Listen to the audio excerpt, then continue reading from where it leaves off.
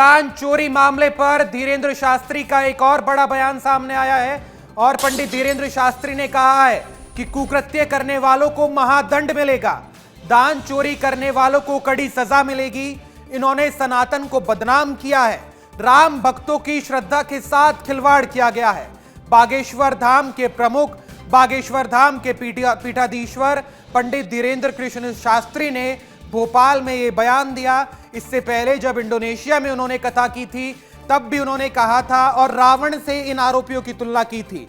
पंडित धीरेन्द्र शास्त्री ने कहा था कि रावण ने तो सिर्फ मां सीता का, मां जानकी का हरण किया था, लेकिन इन आरोपियों ने, इन चोरों ने करोड़ों हिंदुओं की आस्था का हरण किया है। महादंड, महा सजा इन आरोपियों को मिलनी चाहिए। धीरेन्द्र शास्त्री ने क्या कहा है, पहले आपको वो सुनवाते हैं।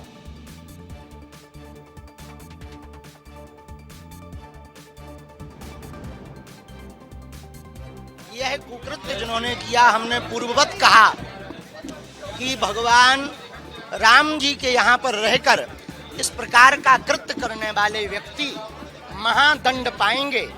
रावण ने माता जानकी जी का हरण किया था तो उसका समूल वंश नाश हुआ था और लाखों करोड़ों लोगों की श्रद्धा का केंद्र भगवान के यहाँ पर रहकर जो भगवान से और धर्म से भयभीत नहीं हुआ और उस ऐसा कुकृत्य किया, निश्चित है वो महादंड पाएगा।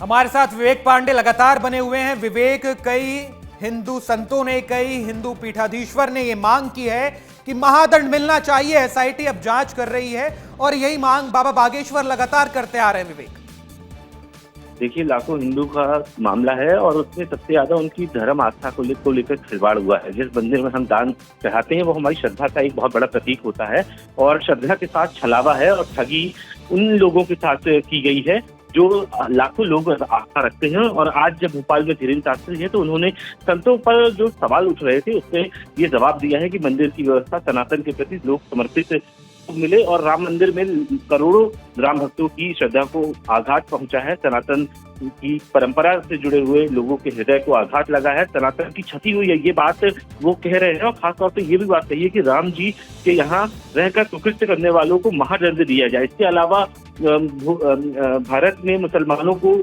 इंडोनेशिया को जो बात निकल के आई उसमें ये कहा है कि देखना चाहिए जो लोग 5 वक्त की नमाज पढ़ते हैं वो दीपावली भी मनाते, कथा सुनते हैं। और मदेश और देश भर जिहाद को लेकर भी धीरेन्द्र शास्त्री ने चुप्पी तोड़ी और ये कहा है कि लव जिहाद पर संस्कारों की संरक्षण की जरूरत है, हमें कोई भी परिवर्तित नहीं कर पाएगा। और सबसे महत्वपूर्ण बात है कि जब देश भर में राम मंदिर का बहुत है और चंदा चोरी है, तो ऐसे में धीरेन्द्र शास्त्री का ये तमाम सारे पहलुओं पे बात रखना ये एक अच्छी बात भी है। दूसरा, अभी जो लोग ये बात धीरेन्द्र शास्त्री का ये कहना, तमाम संतों का अपनी बात रखना और लगातार इस मांग को उठाना कि महादंड मिलना चाहिए और महादंड जैसा काम इन आरोपियों ने किया भी है। बहुत शुक्रिया विवेक आपका तमाम जानकारी के लिए।